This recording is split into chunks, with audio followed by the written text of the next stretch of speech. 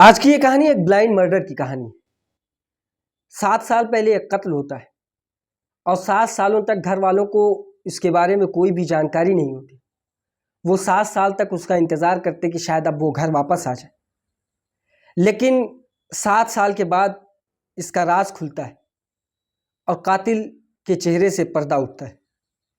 7 साल पहले जब ये गायब हुआ था, उस वक्त उस रात आखिर क्या हुआ था और कातिल ने किस तरह से प्लान बनाया था, और 7 साल के बाद कैसे वो पकड़े गए, ये सारी चीज़ें इस कहानी में। कहानी कर्नाटका की राजधानी बेंगलोर की है। बेंगलोर में एक लोकेलिटी है गजानंद नगर। इसी गजानंद नगर में एक व्यक्ति जिसका नाम वजीर पाशा होता है। वजीर पाशा पेशे से एक टेलर था।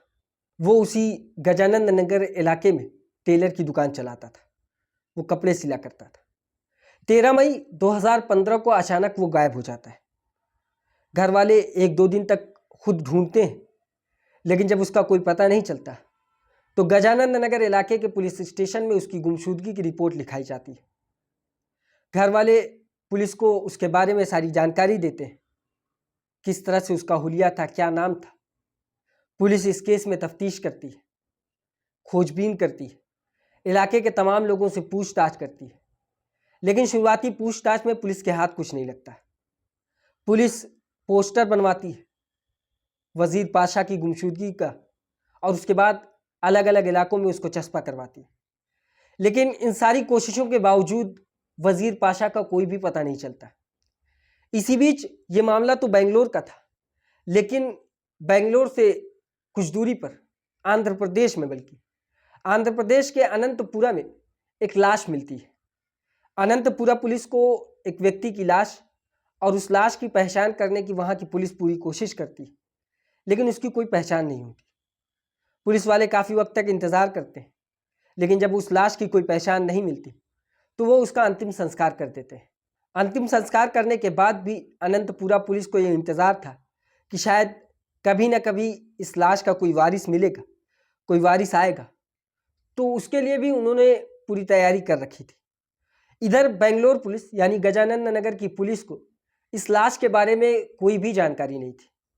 लगभग धीरे धीरे वक्त बीतता है और 7 साल गुजर जाते हैं।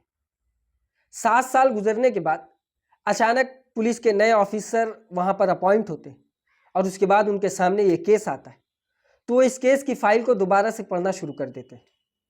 जब वो इस केस की फाइल को दोबारा पढ़ते हैं तो फिर वो इस केस में थोड़ा ज़्यादा एक्टिव हो जाते हैं, क्योंकि तफ्तीश तो 7 सालों तक भी चल रही थी, लेकिन बहुत ही स्लो रफ्तार से थी, यानी उसकी रफ्तार बहुत ही ज़्यादा कम थी। पुलिस के ऑफिसर ने दोबारा इस केस में लोगों को एक्टिव कराया और तफ्तीश में तेज़ी बरतने का आदेश दिया, जिसके बाद अब गजानंद नगर की पुलिस जो थी वो दोबारा से वजीर पाशा की तलाश में जुट जाती है। वजीर पाशा की तलाश में सबसे पहले पुलिस वजीर पाशा के मोबाइल नंबर को निकालती है और उसके बाद उसकी CDR निकालती है, call detail record. Call detail record निकालने के बाद अब पुलिस ये तफ्तीश कर रही थी कि जिस दिन वजीर पाशा की गुमशुदगी की रिपोर्ट लिखाई गई या जिस दिन वजीर पाशा गायब हुआ, उस दिन आखिरी मरतबा इस नंबर से किससे बातचीत हुई। पुलिस तफ्तीश करती है तो तफ्तीश में पुलिस को पता चलता है कि इस नंबर से जो आखिरी कॉल की गई, यानी आखिरी जिससे बातचीत की गई, वो एक महिला है जिसका नाम हिना कौसर है। हिना कौसर नाम की महिला जिससे वजीर पाशा आखिरी मरतबा बात किया था, और उसके बाद से ही वजीर पाशा गायब है। पुलिस अब उस गजानंद नगर इलाके में लोगों से हिना कौसर के बारे में पूछताछ करती है, तो पूछताछ में पता ये चलता है कि उसी गजानंद नगर इलाके में एक महिला जिसका नाम हिना कौसर है, जो खुद भी एक टेलर थी, यानी उसके पति जिसका नाम मोहम्मद गौस था और उसकी पत्नी दोनों लेडीज टेलर थे, और वो भी कपड़े सिलने का काम किया करते थे। और इधर वजीर पाशा भी एक टेलर था। पुलिस को हिना कौसर के बारे में पता चलता है, उसका एड्रेस मिलता है। पुलिस उस एड्रेस पे जाती है। एड्रेस पे जाने के बाद पता ये चलता है कि 7 सालों से गजानंद नगर इलाके से हिना कौसर और उसके पति मोहम्मद गौस लापता है, यानी इन दोनों के बारे में उस पूरे इलाके में किसी को जानकारी ही नहीं थी। 7 साल पहले ये लोग वहाँ से निकले थे और अभी तक किसी को इनके बारे में कोई जानकारी नहीं। पुलिस जैसे ही ये सुनती है, पुलिस काफ़ी शॉक्ड होती है उसकी वजह ये होती है कि 7 साल पहले वजीर पाशा का गायब होना भी दर्ज कराया गया था। इसके चलते अब पुलिस आगे की तफ्तीश करती है और तफ्तीश के दौरान पुलिस वाले हिना कौसर और मोहम्मद गौस की जो लोकेशन होती वो निकालने की कोशिश करते हैं। इसी तफ्तीश के चलते कुछ वक्त गुजरता है, तभी अचानक 7 साल के बाद जब पुलिस दोबारा से तफ्तीश कर रही थी, जो हिना कौसर है उसके दादा की मौत हो जाती है। हिना कौसर का जो परिवार था जो उसी गजानंद नगर इलाके में रहता था, यानी जो दादा और दादी और उसके ददियाली परिवार के जो लोग थे, उनकी मौत की खबर जैसे ही पुलिस को पता चली, पुलिस सिविल ड्रेस में अपने कुछ ऑफिसर्स को उस मैयत में भेज देती है, ताकि उन्हें यह अंदेशा था कि हो सकता है इस मौत की खबर हिना कौसर को जैसे ही लगे, हिना कौसर अपने दादा की आखिरी रस्म अदा करने के लिए इस घर में ज़रूर आएगी। इस वजह से पुलिस की टीम एक सिविल ड्रेस में उस मैयत में शामिल हो जाती है। मैयत में बहुत सारे अनजान लोग होते हैं, एक दूसरे से लोग अपरिचित होते हैं, किसी को ये नहीं पता होता ये व्यक्ति कौन है। जिसकी मौत हुई वो कई ऐसे लोगों से उसकी मुलाकात होती, तो जाहिर सी बात है कि मैयत में एक दूसरे को जानना पहचानना ये कम होता है। इस वजह से पुलिस की एक टीम सिविल ड्रेस में वहाँ पर मौजूद होती है और ये इंतज़ार करती है कि हिना कौसर और मोहम्मद गौस यहाँ पर आएंगे और जैसे ही उनके बारे में पुलिस को पता चलेगा फ़ौरन पुलिस उसे गिरफ्तार कर लेगी। होता भी यही है। आखिरी रस्म अदा करने के लिए मोहम्मद गौस और हिना कौसर अपने दादा की मैयत पर आते हैं और जैसे ही पुलिस को ये अंदाज़ा होता है कि यही हिना कौसर और मोहम्मद गौस है, फ़ौरन बगैर लाग लपेट के हिना कौसर और मोहम्मद गौस को गिरफ्तार कर लेती है। गिरफ्तार करके अब थाने लेकर आती है और थाने में इनसे पूछताछ करती है। पूछताछ में वही 7 साल पहले वजीर पाशा का जो गुमशुदगी का मामला था उससे रिलेटेड पूछताछ करती है। पूछताछ में शुरुआत में वो इन सारी बातों से इनकार करते हैं, वो अलग अलग बातें बताते हैं। वो कहते हैं कि हमारा खुद वजीर पाशा जो है उससे रिश्ता था, एक दूर का रिश्तेदार था हमारा, तो हमारी उसके साथ कौन सी लड़ाई हो सकती है या क्या मामला हो सकता है कि हम उसे गायब करेंगे। ये सारे तर्क को हिना कौसर और मोहम्मद गौस पुलिस को देते रहे, लेकिन पुलिस जैसे ही उस कॉल डिटेल रिपोर्ट को हिना कौसर के सामने रखती है और ये बताती है कि 7 साल पहले इस तारीख को उनका कत्ल हुआ और उसके 2 दिन के बाद से ही आप लोग लापता हैं, ये सारी कड़ियों को जब पुलिस वाले उसके सामने रखते और जोड़ते हैं, तो हिना कौसर और मोहम्मद गौस ये समझ चुके थे कि अब शायद उनके बचने के लिए कोई और रास्ता नहीं। वो इस जुर्म को कबूल करते हैं। उन्होंने बताया कि आखिर 13 मई 2015 को क्या हुआ था, 13 मई 2015 को किस वजह से वजीर पाशा गायब हुआ और क्या गायब ही हुआ या उसका मर्डर कर दिया गया। ये सारी कहानी सुनाते वक्त हिना कौसर बताती है, वो कहती है कि असल में हम लोग साल 2013 में शादी की और हमारी शादी आंध्र प्रदेश में हुई। आंध्र प्रदेश में हमारी शादी होती है, लेकिन हम लोग अपने कारोबार के लिए, ज़्यादा पैसे कमाने के लिए आंध्र प्रदेश छोड़कर बेंगलोर के इसी गजानंद नगर इलाके में आकर रहने लगते हैं और यहाँ पर हम लोग एक टेलर की दुकान खोलते हैं। लेकिन जिस तरह से हम लोगों ने एक्सपेक्ट किया था कि हम लोगों का कारोबार यहाँ पर अच्छा चलेगा, हम पैसा ज़्यादा कमाएंगे, उस तरह का मामला हमारे साथ नहीं हो रहा था। हम लोग काफ़ी परेशान थे, घर का खर्चा चलाना भी मुश्किल हो रहा था। इसी बीच हमारी मुलाकात एक मौलवी साहब से होती है। उस मौलवी साहब को हमने अपनी परेशानी बताई और उनसे 1.5 लाख रुपया कर्जा ले लिया। 1.5 लाख रुपया कर्जा तो हम लोगों ने ले लिया था, लेकिन हमारी आमदनी इतनी नहीं थी कि हम लोग उस कर्जे को जल्दी चुका सकें। धीरे धीरे वक्त बीतता है, मौलाना साहब आए दिन हमसे पैसे की डिमांड करते जो उन्होंने हमें दिया था और हम लोग वो पैसा लौटा नहीं पा रहे थे। काफ़ी वक्त गुजरता रहा, मौलाना साहब हम लोगों के ऊपर प्रेशर करते रहे, 1.5 लाख रुपए की डिमांड करते रहे। लेकिन जब हम लोगों को ये लगा कि हम लोग ये पैसा नहीं चुका पाएंगे, तो हम लोगों ने एक प्लान किया और वो प्लान ये था कि हम लोग इस गजानंद नगर इलाके को छोड़कर कहीं और जाकर रहने लगेंगे और हम लोग एक दूसरे इलाके में जाकर रहने लगे। लेकिन क्योंकि मौलाना साहब का जो कॉन्टेक्ट था वो बड़ा अच्छा था और वो हम लोगों की जो रिहाइश थी, जहां हम लोगों ने जाकर पनाह ली थी, उस जगह के बारे में मौलाना साहब पता लगा लेते, जिसके बाद उन्हें ये पता चल जाता है कि हम लोग बेंगलोर छोड़कर हैदराबाद में जाकर रहने लगे और उन्हें एड्रेस मिल जाता है और उस एड्रेस को मिलते ही मौलाना साहब हम लोगों के घर चले आते हैं। घर आने के बाद वो हमसे पैसे की डिमांड करते और काफ़ी सख्ती बरतते, जिसके बाद हम लोगों ने उनसे वादा किया कि ऐसा है कि हम लोग वापस से गजानंद नगर इलाके में जाएंगे और वहाँ से दोबारा से एक नए सिरे से अपने काम को शुरू करेंगे, जिसके बाद हम कमा कर आपका पैसा वापस लौटा देंगे। जिस बात से मौलाना साहब राज़ी हो जाते हैं और उसके बाद हम लोग हैदराबाद छोड़कर वापस उस गजानंद नगर इलाके में चले आते हैं।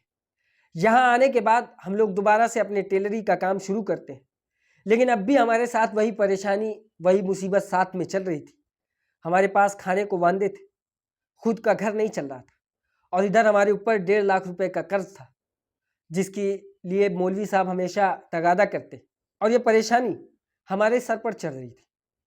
जिसके बाद हम लोगों ने एक फ़ैसला लिया, क्योंकि मेरा रिश्तेदार जो वज़ीर पाशा है वो भी एक टेलर है, उसका मामला सही चल रहा था, मौलवी साहब काफ़ी प्रेशर कर रहे थे।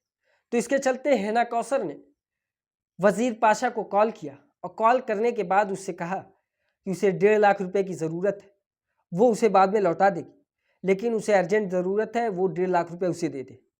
वज़ीर पाशा मान जाता है और 2 दिन के बाद वज़ीर पाशा अपने साथ 1.5 लाख रुपए हिना कौसर के घर लेकर आता है और हिना कौसर के घर 1.5 लाख रुपए लाने के बाद वो पैसे देने की बात तो करता है, लेकिन साथ ही एक और शर्त रखता है। वो कहता है कि मेरी एक शर्त है और वो शर्त ये कि मैं तुम्हें 1.5 लाख रुपए तो दूंगा, लेकिन इसके बदले में मुझे कुछ फेवर चाहिए। और वो फेवर बहुत ही गंदा फेवर वो उससे मांग रहा था।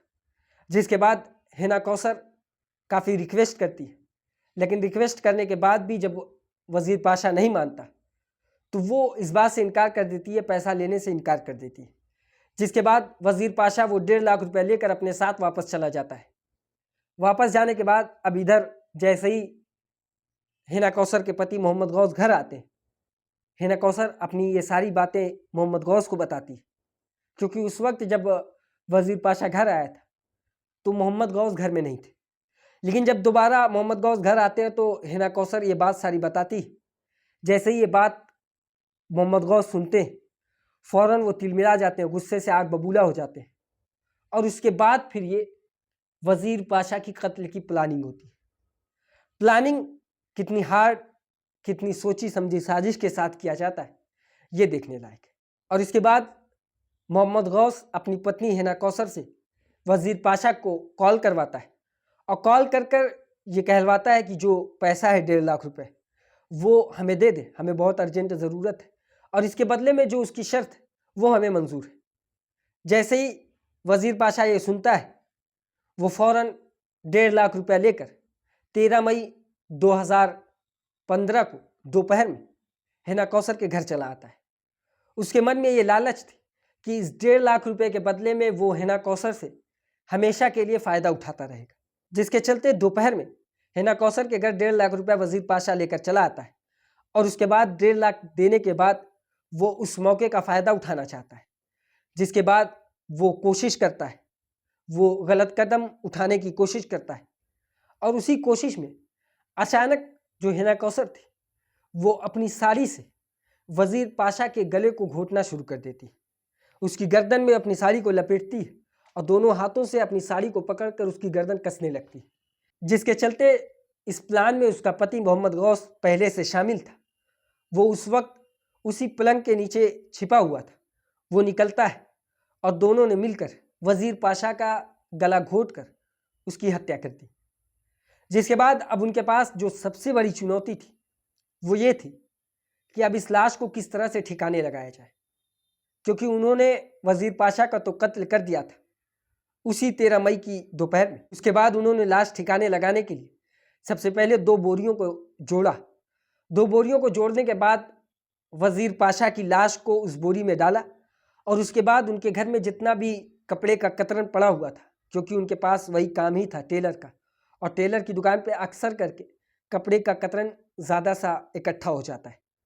वो उस कपड़े के कतरन को उस लाश के ऊपर डालते हैं और उस बोरी को उसी वज़ीर पाशा की स्कूटर से वो लेकर जाते हैं आंध्र प्रदेश के अनंतपुरा। आनंदपुरा लेकर जाने के बाद एक सन्नाटे इलाके में इस लाश को वहाँ पर छोड़कर वो वापस चले आते हैं। वापस आने के बाद 1-2 दिन वो वहीं पर रहते हैं। उसके बाद फिर ये अपने घर का जो ज़रूरी सामान होता है वो सारा सामान लेकर वहाँ से गायब हो जाते हैं।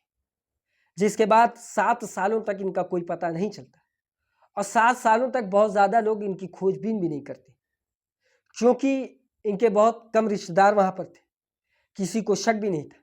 लेकिन 7 साल के बाद जब पुलिस कॉल डिटेल रिकॉर्ड निकालती है वजीद पाशा की, जिसमें आखिरी नंबर हिना कौसर का होता है, तो जाकर पुलिस को हिना कौसर और मोहम्मद गौस की तलाश होती है। जिसके बाद फिर इन दोनों को पुलिस बहुत ही मशक्क़त के साथ उसके दादा की मौत पर, उसके जनाजे पर सिविल ड्रेस में पुलिस ऑफिसर्स को भेजकर पकड़वाती और उसके बाद ये कत्ल की सारी कहानी सामने आती। जिसके बाद जो गजानंद नगर की पुलिस थी उसने आंध्र प्रदेश की अनंतपुरा पुलिस को कांटेक्ट किया और कांटेक्ट करने के बाद फिर उस लाश के बारे में पता किया। लाश के बारे में फ़ौरन पुलिस एक्सेप्ट करती है कि हाँ, इस तरीके की लाश उन्हें मिली थी। जिसके बाद उन्होंने काफ़ी खोजबीन के बाद फिर उस लाश का अंतिम संस्कार कर दिया। लेकिन पुलिस उससे पहले उस लाश का जो डीएनए था, जो डीएनए सैंपल था, उसे अपने पास महफूज रख लिया था और ये बात भी अनंतपुरा पुलिस गजानंद नगर की पुलिस को बताती है और उसके बाद उस डीएनए को फैमिली के लोगों से मैच कराया जाता है और मैच करने के बाद फिर ये मैच भी हो जाता है। जिसके बाद फिर मोहम्मद गौस और हिना कौसर को इस मामले में जेल भेज दिया जाता है। ये थी आज की कहानी। इसी तरह की और कहानी सुनने के लिए हमारी इस वीडियो को लाइक करें, हमारे चैनल को सब्सक्राइब करें और बेल आइकन को ज़रूर दबाएं।